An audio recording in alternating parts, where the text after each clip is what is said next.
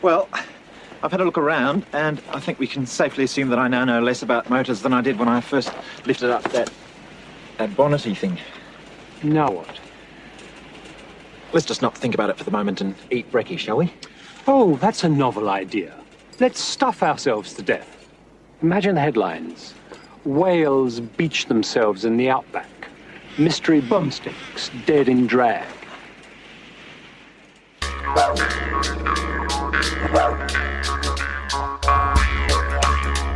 G'day guys and welcome to Aussie English.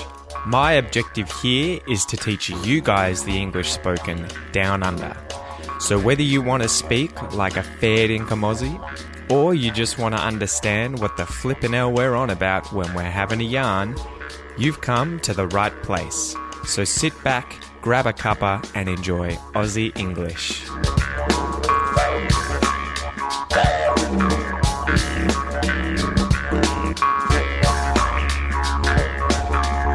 G'day guys, welcome to the Aussie English Podcast. The Aussie English Podcast, the number one podcast for anyone and everyone wanting to learn Australian English. Whether you want to learn to understand what the flippin' hell Aussies are on about when they're having a yarn, as I say in every intro, or you want to actually learn to speak like an Australian, you've come to the right place, and that is my goal. So the Aussie English Podcast is brought to you by the Aussie English Classroom. That is the online classroom designed to teach you Australian English even faster.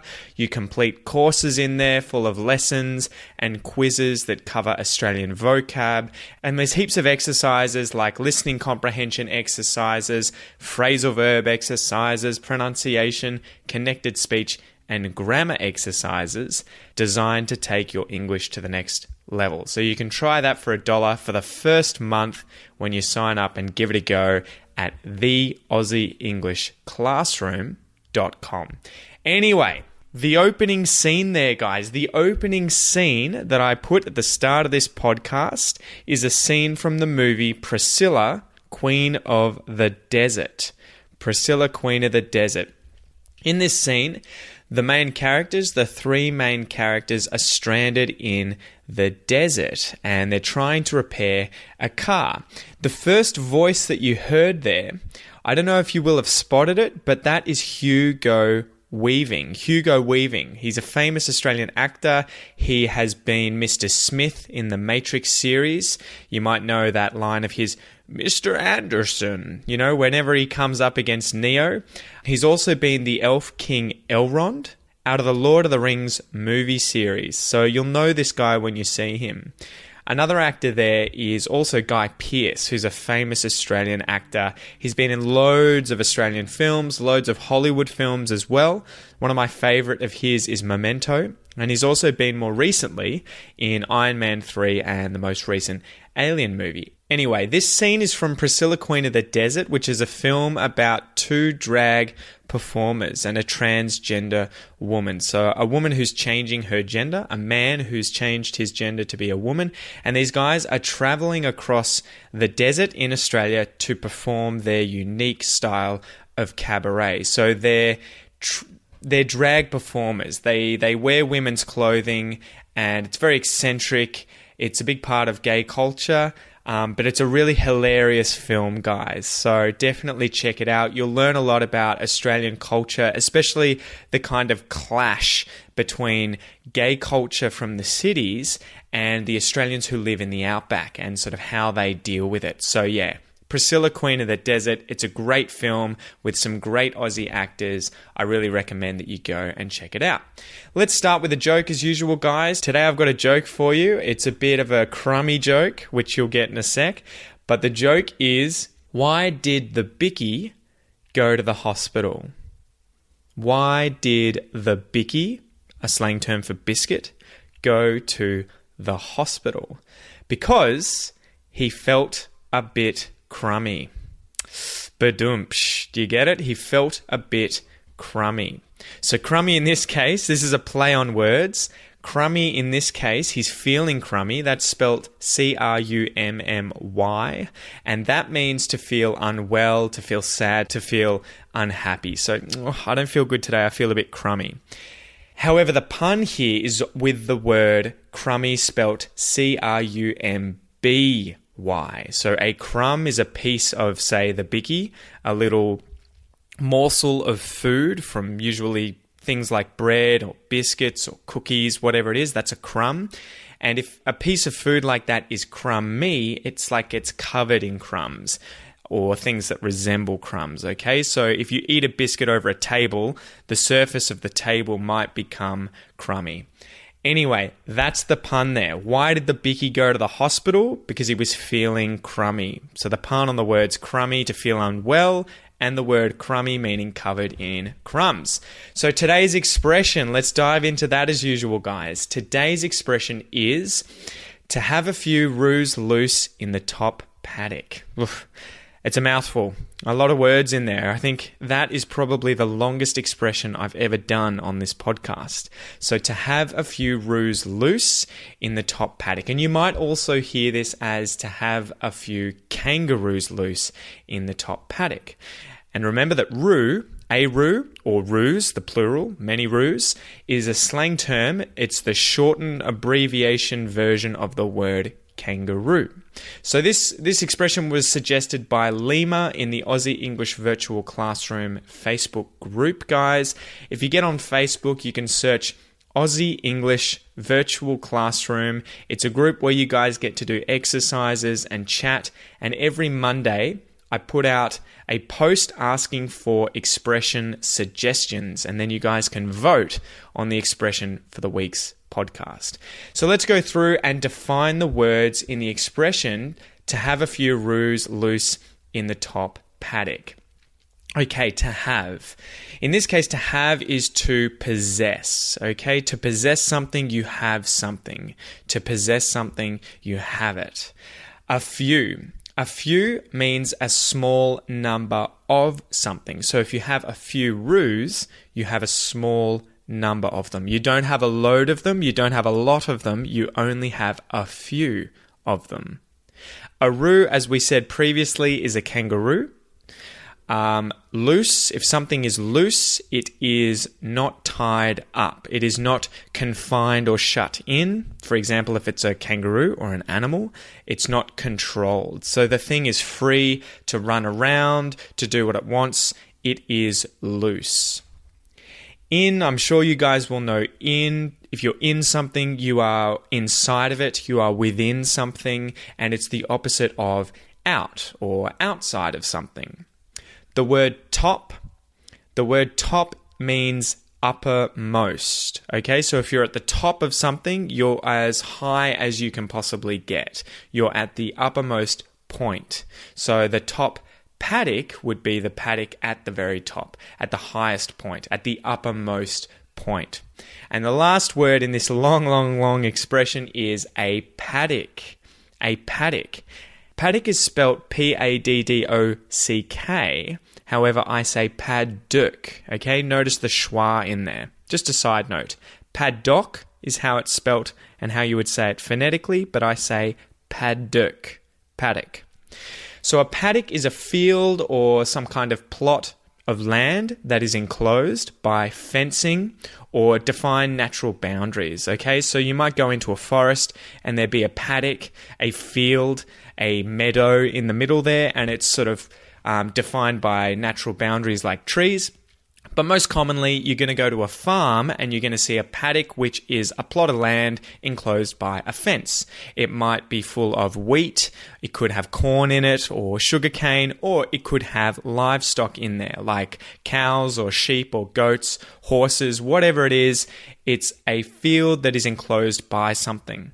So let's define the expression as usual, guys. To have a few roos loose in the top paddock, or to have a few kangaroos loose in the top paddock. This is a very Australian expression, guys, and it means to be crazy, okay? To be insane, to be nuts, to be bananas, to be bonkers. So it can also mean as well to act, think, or behave in an eccentric, foolish, or nonsensical manner. So you'll often use this for people who are loopy, crazy, don't have control of their mind, they're a bit strange, or they act in a strange way. You might also hear this as to have a few screws loose. So I think that's probably where this expression has originated from. That's a sort of American or British one you might hear quite a bit. He's got a screw loose, or he has a few screws loose. And Australians have obviously just changed it to make it an Australianism, to make it about Australia, by saying instead of a screw, you've got a few roos loose in the top paddock, okay?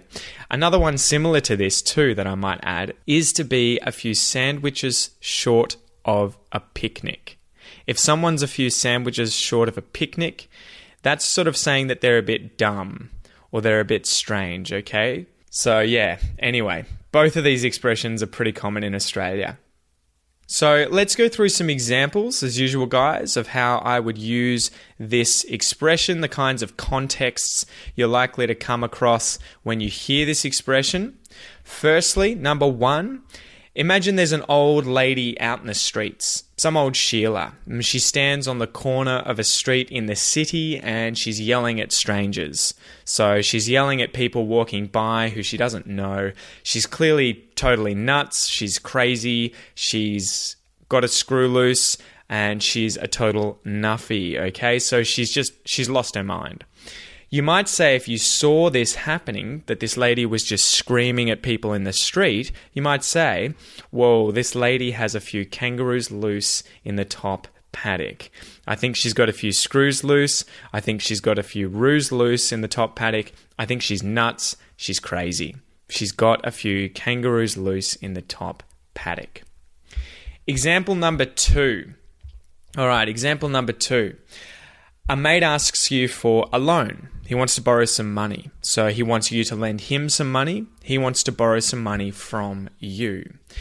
Maybe it's not a small sum of money either. It's $5,000. So he wants to borrow $5,000 from you. He wants to borrow $5,000 from you. Those are just different ways of saying 1,000, $5,000, $5,000, $5,000. And maybe you ask him, what do you need this money for, mate? You know, is there some kind of issue? Are you in financial trouble? Can you afford to pay for your food or bills? Is that the issue? And maybe he responds by saying, nah, mate, just want to go on a holiday. Just want to take the missus out on a holiday. No, just need the money for that. That's really it. If he said that to you, you might say to him, do you have a few roos loose in the top paddock, mate? Why would I give you $5,000? Why would I give you $5,000? Why would I give you $5,000 so that you can go on a holiday? Have you got a few roos loose in the top paddock, mate? What are you smoking? Are you crazy? Have you got a screw loose? The last example here, guys, is that imagine you have a son who's just bought a new car. It could be a sedan, a wagon, or a ute. For teenage boys in Australia, they'll most often get cars of the brands Holden and Forward. Those are two very popular brands in Australia, and there'll be a bit of rivalry between kids who get these. They usually prefer Holden over Forward, or they might prefer Ford over Holden. Anyway, imagine he has spent a bit of moolah, a bit of cash, a bit of money, quite a few bob on souping his car up. Okay, so he's bought the car and then he's souped it up, which is a way of saying that he has modified it to be faster, to be more powerful. So now it's really powerful. He goes out one night with his mates hooning around, so driving recklessly. Maybe he does a few burnouts, he does a few doughies, and he gets pulled over by a cop. So a cop pulls him over, and he calls you up and tells you that you've been picked up by a cop and taken to the cop's shop. So you've been picked up by a police officer and taken to the police station, the cop shop.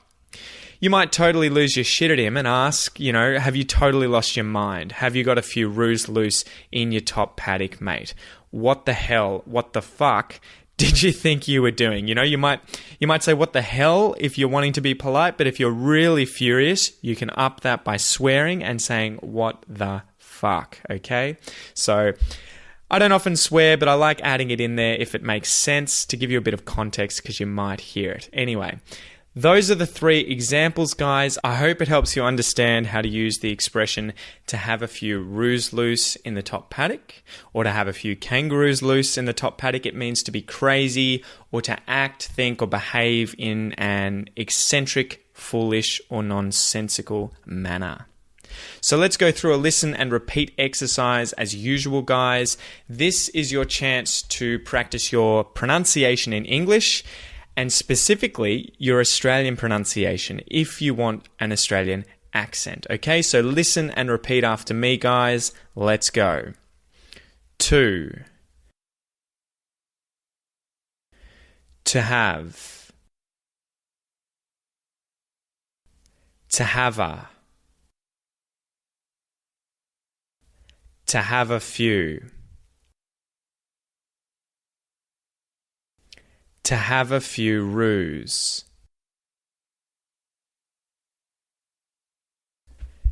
To have a few roos loose.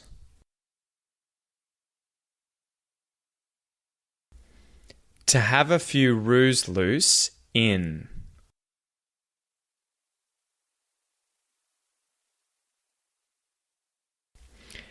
To have a few roos loose in the.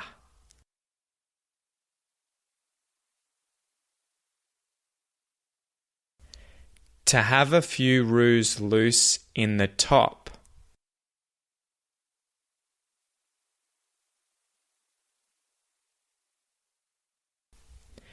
To have a few roos loose in the top paddock.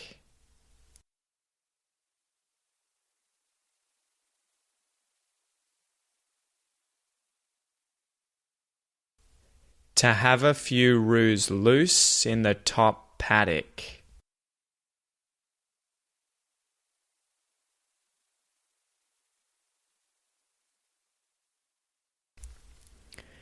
To have a few roos loose in the top paddock.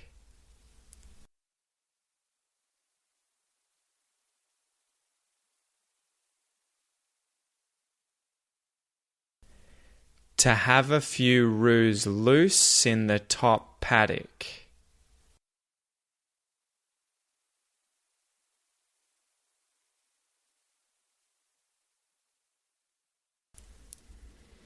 To have a few roos loose in the top paddock.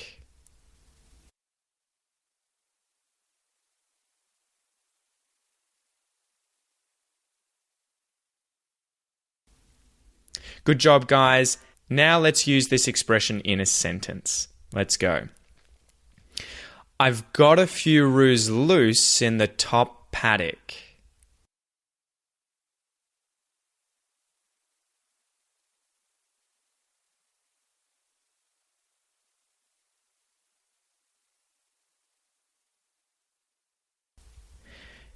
You've got a few roos loose in the top paddock.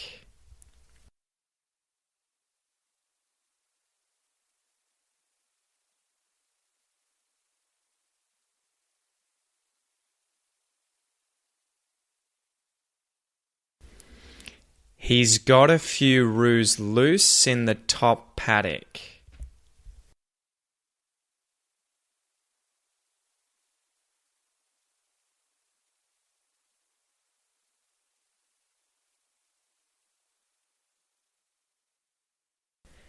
She's got a few roos loose in the top paddock.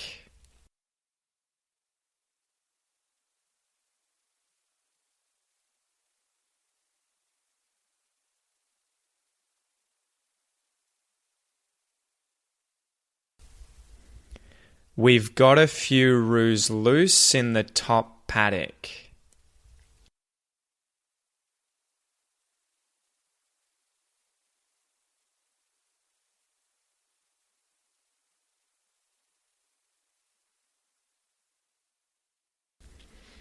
They've got a few roos loose in the top paddock.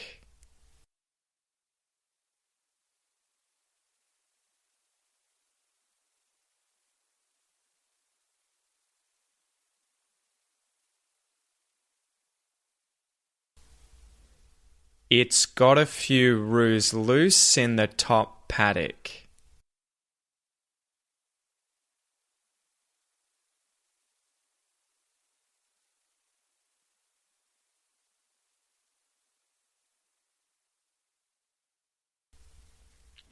Great job, guys. You might notice that I've said that a little more slowly than usual, but I'm really trying to emphasize the connected speech there, guys. So there's quite a few things going on in those sentences that I just went through, and I'll go through those in the Aussie English classroom. So there are things that I can see now, like contractions of the verb to have, the T-flap is in there, there's a few links between different words as well, and omissions of certain consonants. So if you want to learn the connected speech used by an Australian, used in those sentences just now, I really recommend joining up to the Aussie English classroom and giving it a go. Remember, it's $1, $1 for your first month. I really, really want you to get in there, give it a go. You've got nothing to lose.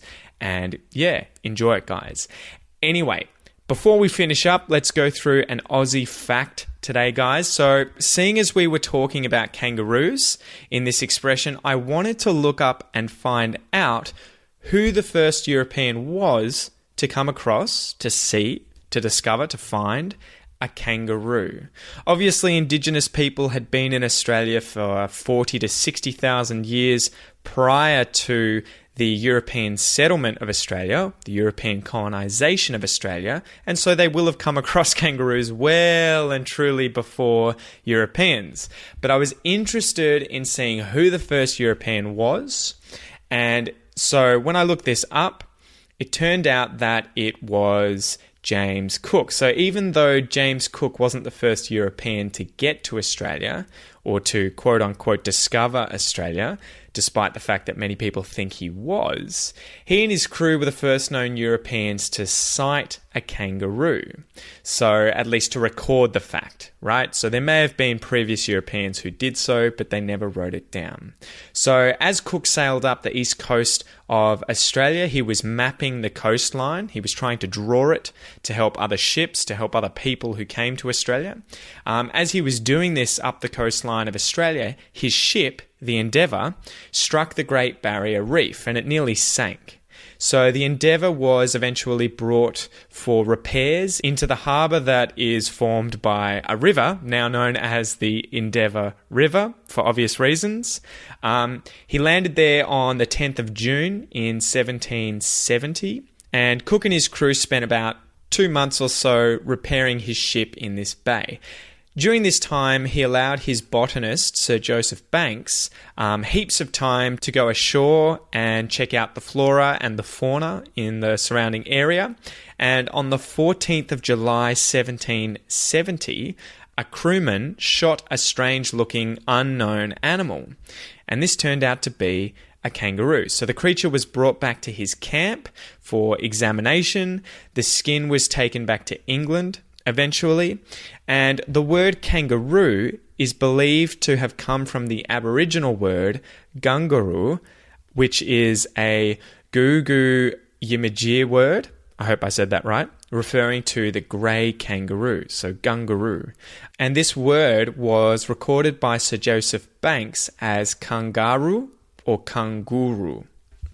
And so I thought that I would read to you the diary entry where Captain Cook talks about the kangaroo and what his first impressions of this animal were. So here we go. The head, neck, and shoulders of this animal was very small in proportion to the other parts. The tail was nearly as long as the body, thick next to the rump and tapering towards the end. The forelegs were 8 inches long and the hind 22. Its progression is by hopping or jumping 7 or 8 feet at each hop upon its hind legs only, for in this it makes no use of the fore, which seem to be only designed for scratching in the ground, and the skin is covered with a short hairy fur of a dark mouse or grey colour. Excepting the head and ears, which I thought was something like a hare's, it bears no sort of resemblance to any European animal I ever saw. It is said to bear much resemblance to the jerboa, excepting in size, the jerboa being no larger than a common rat. So there you go, guys. Captain Cook and his crew are apparently the first Europeans to have ever seen a kangaroo in Australia. I hope you enjoyed this episode, guys. I hope you enjoy the Aussie fact. A bit of outro spiel as usual, guys. I hope you're enjoying the podcast. You can download the MP3 and the written transcript for this episode when you visit the Aussie English Podcast.com. You can click the link that will be attached to this episode, and there are a bunch of other resources for today's content as well. Remember, it's my mission here to help you learn Australian English as best I can, guys. So if you have some feedback or if you have some suggestions, feel free to send me a message on the Aussie English Facebook page. Simply jump on Facebook and search Aussie English and you'll find it, and you can send me a message on there.